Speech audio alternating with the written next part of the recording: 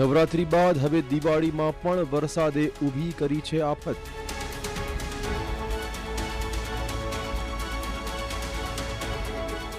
દક્ષિણ ગુજરાતના અલગ અલગ જિલ્લામાં હાલ માહોલ છે વરસાદનો। એટલું જ નહીં, આગામી દિવસોમાં પણ વરસાદની જ આગાહી છે। દિવાળીએ માવઠાની આફત।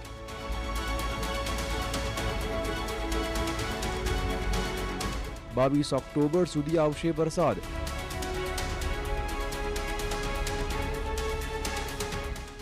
આગામી 4 દિવસ સુધી રહેશે માવઠાનો કેર।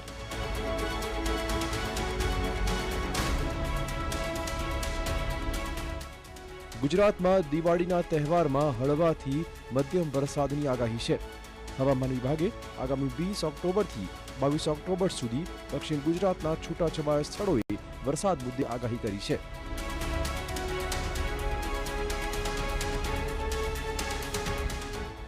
રાજ્યમાં ચોમાસાની વિદાય સમયે વરસાદી માહોલ જોવા મળી રહ્યો છે, જેમાં દક્ષિણ ગુજરાતના વિસ્તારોમાં વરસાદ પડી રહ્યો છે, જેમાં સુરત જિલ્લામાં વાતાવરણમાં પલટો આવતા માંડવી સહિતના વિસ્તારોમાં હળવો વરસાદ નોંધાયો। હવામાન વિભાગની આગાહી પ્રમાણે આગામી 20, 21 અને 22 ઓક્ટોબર 2025 એટલે કે દિવાળી અને બેસતા વર્ષના દિવસે દક્ષિણ ગુજરાતના કેટલાક સ્થળોએ વરસાદની શક્યતાઓ છે, જેમાં નવસારી, ડાંગ, વલસાડ જિલ્લાના છૂટાછવાયા વિસ્તારોમાં ગાજવીજ સાથે હળવાથી મધ્યમ વરસાદની શક્યતાઓ છે। હાલ દક્ષિણ પૂર્વ અરબી સમુદ્ર અને કેરળ, કર્ણાટક કાંઠે લક્ષદ્વીપ પર નીચું દબાણ સર્જાઈ શકે તેમ છે, જે પશ્ચિમ ઉત્તર પશ્ચિમ તરફ આગળ વધવાની શક્યતાઓ છે। ત્યારે આગામી 48 કલાકમાં ડિપ્રેશનમાં તીવ્ર બનવાની પણ શક્યતાઓ છે। વલસાડ, ડાંગ અને નવસારી જિલ્લામાં પવન સાથે વરસાદ પડ્યો। હજુ પણ દક્ષિણ ગુજરાતમાં વરસાદની આગાહી છે। દિવાળી બાદ ગુજરાત પર ફરીવાર ચક્રવાતનો ખતરો પણ છે। અંબાલાલ પટેલની આગાહી કહે છે કે 26 ઓક્ટોબર બાદ બંગાળ ઉપસાગરમાં ભારે ચક્રવાત સર્જાશે।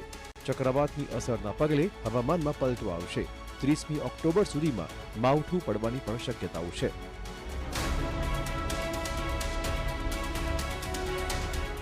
હવામાન નિષ્ણાત અંબાલાલ પટેલની આગાહી અનુસાર દિવાળી બાદ ગુજરાત પર ફરી ચક્રવાતનો ખતરો જોવા મળવાનો છે। અંબાલાલ પટેલે ઓક્ટોબરના અંત ભાગમાં ચક્રવાતની આગાહી કરી છે। 26 ઓક્ટોબર બાદ બંગાળ ઉપસાગરમાં ભારે ચક્રવાત સર્જાશે। ચક્રવાતની અસરના પગલે હવામાનમાં પલટો આવશે। 30મી ઓક્ટોબર સુધીમાં માવઠાની શક્યતાઓ છે। આ ઉપરાંત રાજ્યમાં 23મી ઓક્ટોબરથી ઠંડા પવન ફૂંકાવાની શક્યતાઓ છે। આમ દિવાળી નિમિત્તે ફટાકડાઓનું સુરસુર્યું થવાનું નક્કી છે। વરસાદના કારણે દક્ષિણ ગુજરાતમાં દિવાળીની ઉજવણીમાં ભંગ પડી શકે તેમ છે। જો 22 ઓક્ટોબર સુધી વરસાદ પડશે તો પછી દિવાળીની ઉજવણી જ ધોવાઈ જશે। Bureau report TV9।